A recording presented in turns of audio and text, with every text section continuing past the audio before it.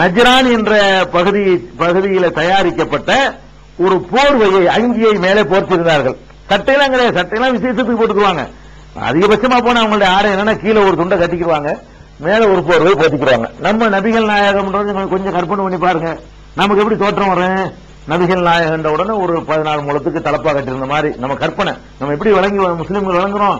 நபிகள் நாயகம் சொன்ன உடனே ஒரு பெரிய தலப்பா கட்டிருப்பாங்க, ஜிப்பா முழங்கால்கள் பெரிய ஜிப்பா மாட்டிருப்பாங்க. அப்படிங்கிற மாதிரி நம்ம ஒரு மாதிரியான கோலத்தை வழங்கி வச்சிருக்கிறோம். நபிகள் நாயகம் ஸல்லல்லாஹு அலைஹி வஸல்லம் அவர்கள் மேல ஒரு பெரிய போர்வையை போதிக்கிட்டாங்க, அவ்வளவுதான். கீழே ஒரு ஆடையை சுத்திக்கிட்டாங்க, இதுதான் உங்களுடைய டிரெஸ். ஏதாவது விசேஷமான நாட்கள் தூதுக்குழுவை சந்திக்கிறதுனா தைக்கப்பட்ட சட்டை இருக்கு, அதை மாட்டிக்கிடுவாங்க.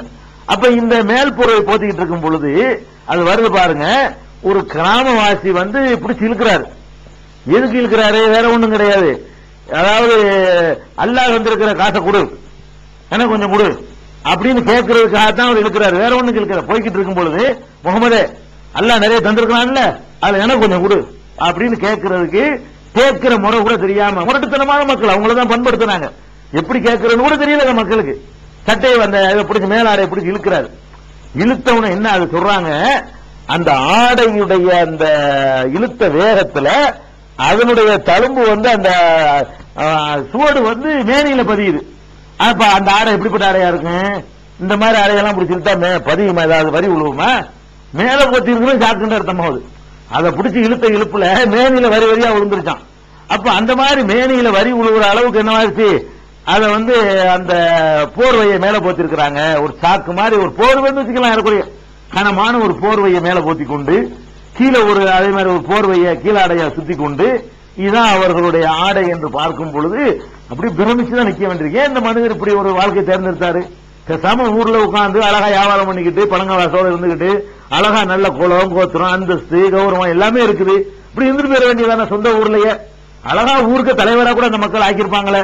அவருடைய பண்பாடு பழக்க வழக்கம் எல்லாமே அந்த மக்களுக்கு பிடிச்சானே இருந்துச்சு. இந்த ஒரு கொள்கையை எடுத்து பிரச்சாரம் பண்ணதன் மூலமாகத்தான் இவ்வளவையும் அவங்க செஞ்சாங்க. அல்லாஹ் பத்தி கொடுக்கல, அதனால இவங்க எல்லாம் இழந்துட்டாங்க. கொடுக்காம இருந்து எத்தனை வறுமையில இல்லாதவர்கள் இருக்கிறாங்க. இவர்கள் எப்படின்னா இவங்கள தேர்ந்தெடுத்த மாதிரி இருக்கு, வேணும்னு தேர்ந்தெடுத்த மாதிரியான ஒரு காட்சியை பார்க்கிறோம்.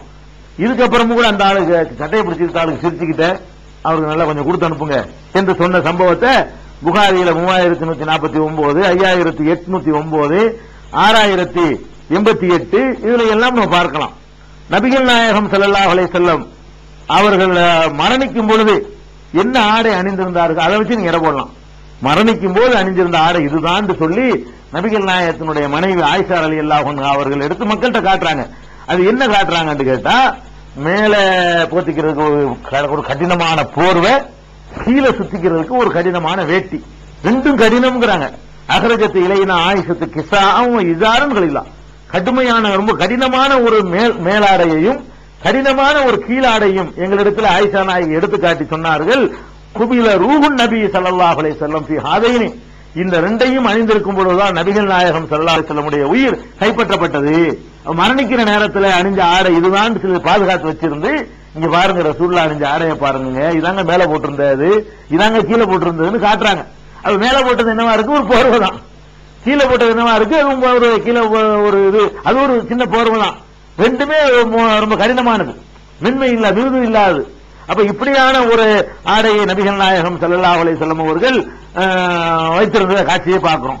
இப்படி எப்படி என்ன சொகுது? சோத்துலையும் நாக்குக்கும் சுகம் கொடுக்கல, அவரு மேனிக்கும் சுகம் கொடுக்கல. மேனிக்கு ஒரு சுகமா இருக்கணும்லங்க, மேனிக்கு சுகம் கொடுக்க தயாரா இல்ல. அவரு கவர்ச்சியும் விரும்பல. உலக மக்கள் மத்தியில் மற்றவங்க மாதிரி அது போட்டு மினுக்கிட்டு போகாம, நம்ம தலைவரா இருக்கிறோமே, 4 பேர் நம்மளை மதிக்கணுமே அப்படிங்கிறதுக்காக கூட அந்த மாதிரியான வேஷம் போடலாம் தயாரா இல்ல. என் காசுல என்ன முடியுமோ அதான், உனக்கான நான் வாழ முடியாது, நீ என்னை பத்தி என்ன நினைக்கிற, என்னை எப்படி மதிக்கிறேங்கிறதுக்காக வேண்டி நினைச்சுதான் எல்லா ஊழல் லஞ்சமா நடக்குது. எனக்கு இதான் முடியும், இப்படிதான் வாழ்வேன், இதுக்கு மேல எனக்கு வசதி இல்லைன்னு சொல்லிட்டு அதை டிக்ளேர் பண்ணிட்டு போய் அது மாதிரி வாழ்ந்து காட்டினாங்க. இப்ப என்னத்தை எதிர்பார்த்து என்ன இறை தூதர்னு சொல்லி என்னத்தை அள்ளி கட்டிட்டு போயிட்டாரு? ஒண்ணும் இல்ல, ஒண்ணும் கட்டல. இறை தூதர்னு சொல்லி ப்ரூவ் பண்ணிட்டு போயிருக்காரு. இந்த வாழ்க்கையின் மூலமாக நான் இறை தூதர் தான், நான் இந்த நோக்கத்துக்கு வந்தவன் இல்ல, உங்கள்கிட்ட நான் எந்த ஒன்றும் எதிர்பார்க்கல, எதுவும் நான் சம்பாதிக்கல, உங்களை காட்டி நான் எதுவுமே என்னை வளர்த்துக்கவே இல்லை என்று சொல்லி நிரூபிச்சுட்டு போயிருக்கிறாங்க. அப்ப நபிகள் நாயகம் ஸல்லல்லாஹு அலைஹி வஸல்லம் அவர்கள் தலையாடை வச்சு எடுத்திருப்பாங்க. தலையாடை 7-8 தலைவாணியா நம்ம வீட்டுக்கு தலைவாணி இல்லாம நம்ம இருப்போமா? நபிகள் நாயகம் ஸல்லல்லாஹு அலைஹி வஸல்லம் உடைய வீட்டில் ஒரு தலையணை. தலையணை என்ன நினைக்கிறீங்க? இலவ மஞ்சையா? இலவ மஞ்சா அல்ல பருத்தி பஞ்சா? அதெல்லாம் ஒண்ணும் கிடையாது. தலையணை என்று சொன்னா துணியினால செஞ்ச ஒரு உரை தான் தலையணை. அது உள்ள என்ன இருக்கும்னு கேட்டா பேரிச்சமரம் கூளம் குப்பையெல்லாம் இருக்கும்ல, நாறு கீரை அதெல்லாம் உள்ள தள்ளி வச்சிருப்பாங்க. வெங்காய சருகு அதெல்லாம் நம்ம போட்டு செய்வோம் இல்லையா? அந்த மாதிரி நாறு கீரெல்லாம் இருக்கும் இல்லையா, அதெல்லாம் அள்ளிக்கிட்டு வர சொல்லி வைக்கோல் கூளம் இதுகளை எல்லாம் போட்டு நிறைச்சி அதுதான் தலைவாணி. இது எத்தனை இருந்துச்சுன்னு நினைக்கிறீங்க? இது ஒரு 25 இருக்கும். அந்த தலைவாணியாச்சு. இந்த தலைவாணிக்கு துணி மட்டும் தான் செலவு. அந்த துணிக்கு தான் வசதி இல்ல. உள்ளுக்குள்ள அரைக்கிற சாமான் செலவுலாம் கிடையாது. அள்ளிட்டு வந்துடலாம் தெருவுல போய். உள்ளுக்குள்ள அரைக்கிற சாமான் இருக்க, அது தெருவுல அரைக்கக்கூடிய கூளங்குப்பைகள் தான் உள்ள. கூளங்குப்பை அசுத்தம் அர்த்தம் இல்ல.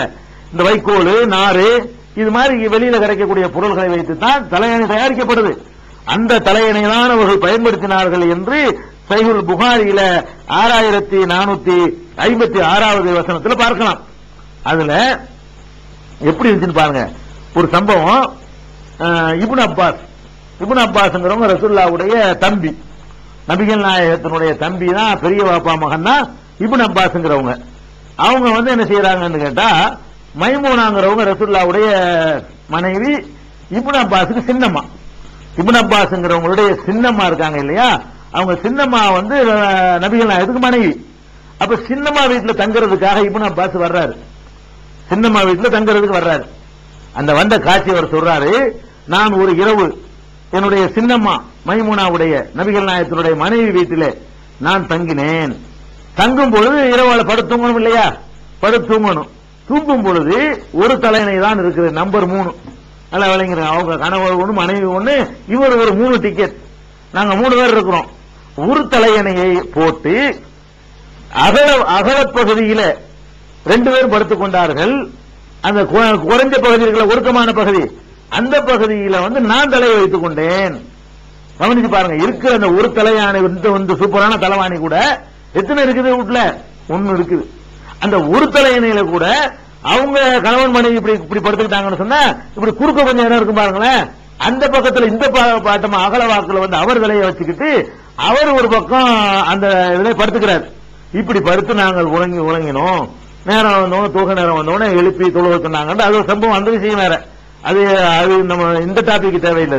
இதுல கவனிக்க வேண்டிய விஷயம் என்னன்னு கேட்டா, ஒருவர் வந்துடுறாரு, விவரம் தெரிஞ்ச ஒரு பையன், சின்னம்மா மகனாவே இருக்கட்டும், அக்கா மகனாவே இருக்கட்டும், விவரம் தெரிஞ்ச பையன் தனியா அவருக்கு ஒரு இடத்த ஒதுக்கி கொடுக்கல. பாருங்க, முதல் பிரச்சனை கணவன் மனைவி இருக்கிற இடத்துல அவரை இன்னொரு இடத்துல நீ அங்கே படுத்துக்கமான்னு சொல்ற அளவுக்கு என்ன இல்ல, அங்க இடம் இல்ல. ஃபர்ஸ்ட். ரெண்டாவது இருக்கிற இடத்துல படுக்கும்போது தலைவாணி எடுத்து அந்த தலைவாணி அங்க போட்டு படுத்துக்க, இந்த தலைவாணி இங்க போடுன்னு சொல்ற அளவுக்கு இன்னொரு தலைவாணி இருந்துச்சான்னா அதுவும் இல்ல. என்ன வச்சு என்ன சாமா இருக்குன்னு பாருங்களேன் வீட்டுல. இது என்ன இப்படி ஒரு வாழ முடியுமா? இன்னைக்கு ஜெயில இதை விட நல்லா இருக்குமுங்க. ஜெயிலுக்கு கொண்டு நம்மள போறாங்களே, அதுல வரக்கூடிய அந்த போர் வரைக்கும் பாருங்க, அது இதை விட சூப்பராக இருக்கு. அது கூட இல்ல. பாண்டா பாருங்களேன் எப்படி என்ன ஆச்சரியமா இருக்கு. மனுஷன் எப்படி ஒரு மனிதனால வாழ முடியும், இப்படி இல்லாம வாழ முடியும், வாழ்ந்துருக்கிறாங்க. அப்ப நபிகள் நாயகம் ஸல்லல்லாஹு அலைஹி வஸல்லம் அந்த பாய் தலையணை எதை எடுத்து பார்த்தாலும் ஒண்ணுமே தேரல, எதுவுமே இல்லாத அளவுக்கு ஒரு காட்சியை நம்ம பார்க்கிறோம். அப்ப பெருமானார் ஸல்லல்லாஹு அலைஹி வஸல்லம் அந்த பாய் பிரச்சனை அப்படித்தான் இருக்குது.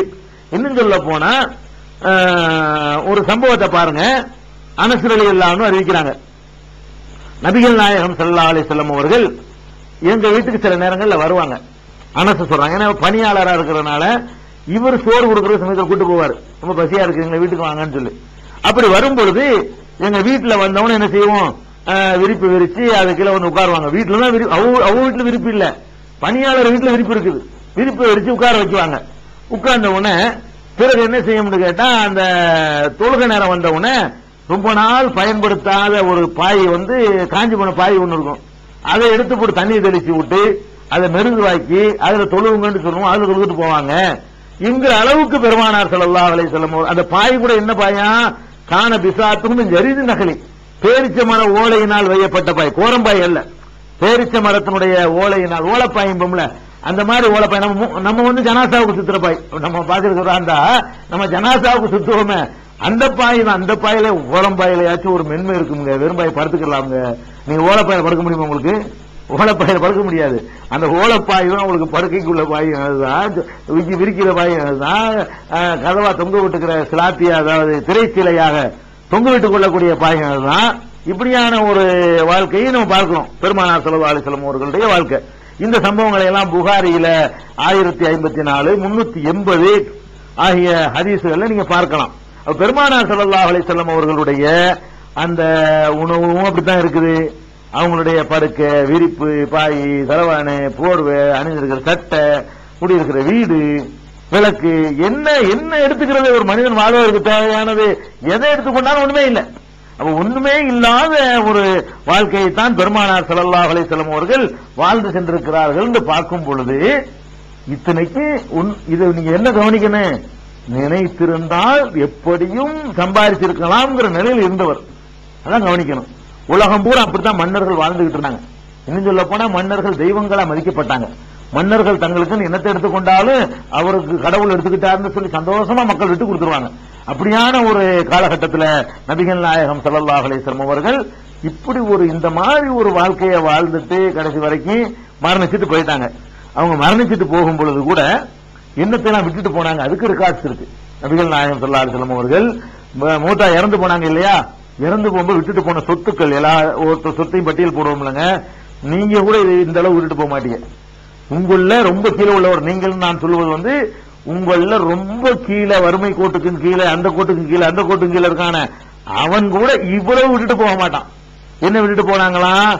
அப்ப ரசூல் ஸல்லல்லாஹு அலைஹி வஸல்லம் அவர்கள் மாத்தரக ரசூலுல்லாஹி ஸல்லல்லாஹு அலைஹி வஸல்லம் திர்ஹமன், ரசூல் ஸல்லல்லாஹு அலைஹி வஸல்லம் மூத்தா போகும் பொழுது, மரணிக்கும் பொழுது ஒரு வெள்ளிக்காசும் விட்டுட்டு, ஒரு வெள்ளிக்காசு கூட இல்லையா வீட்டுல, ஒரே ஒரு வெள்ளிக்காசோ ஒலா தீனாரன், ஒரு தங்க காசு, இறந்து போற நேரத்துலங்க ஒரு காசு இல்லாம இருக்கணும் வீட்டுல.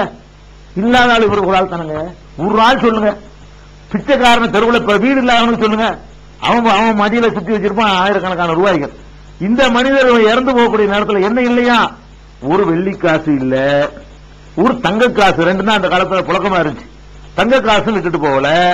ஒல அபுதன் ஒல அமத்தன், ஆண் அடிமைகளையோ பெண் அடிமைகளையும் விட்டுட்டு போகல. அடிமைகள் வச்சுக்கிறது ரொம்ப சாதாரண, அந்த காலத்துல சர்வசாதாரணமா அடிமைங்கிறது இருந்து கொண்டு இருந்தது. வாரிசு முறையில வரும், ரொம்ப அது மாதிரி இருந்தது. அப்ப அடிமைகளையும் விட்டுட்டு போகல. வலா செய்யன், வேற எதையும் விட்டுட்டு போகல. தங்கத்தை வீட்டுல, தங்கத்தை இல்ல, தங்க காசை விட்டுட்டு போகல. வெள்ளிக்காசு, ஒரு வெள்ளிக்காசுன்னு எவ்வளவு இருக்கும், ஒரு 50 ரூபா இருக்கும். இந்த 50 ரூபா கூட விட்டுட்டு போனேன். சரி, வேற என்னதான் விட்டுட்டு போனாங்க? இல்லா பகுலத்தகுல் பைலா, அதாவது வெள்ளை கோவேறு கழுதை ஒண்ணு வச்சிருந்தாங்க. அவங்களுக்கு சொந்தமா இருந்தது வெள்ளை நிறத்துல உள்ள கோவேறு கழுதை. அது எதுக்கு வச்சிருந்தாங்கன்னா, யுத்தத்துக்கு, பிரயாணத்துக்கு போவதற்காக வேண்டி, அரசு பணத்தில் இருக்கக்கூடாதுங்கிறதுக்காக வேண்டி. அவங்களுடைய நம்ம மந்திரிகள்லாம் கார்லாம் அரசாங்கத்தில் கொடுக்குறோம்ல, அதுவே அவங்களுக்கு உடன்பாடு இல்லை. அவங்களுடைய பிரயாணம், போக்குவரத்து, தூரந்துறை எல்லாம் பார்த்துட்டு வரணும், பல விஷயங்களுக்கு வேணுங்கிறதுக்காக வேண்டி ஒரு குதிரை வாங்குறது காசு ஜாஸ்தி வரும், கோவேறு கழுதைங்கிறது கொஞ்சம் காசு கம்மியா வரும். ஒரு கோவேறு கழுதை, வெள்ளை கலர்ல உள்ள வெள்ளை நிற கோவேறு கழுதை ஒன்று விட்டுட்டு போனாங்களாம். ஒண்ணு.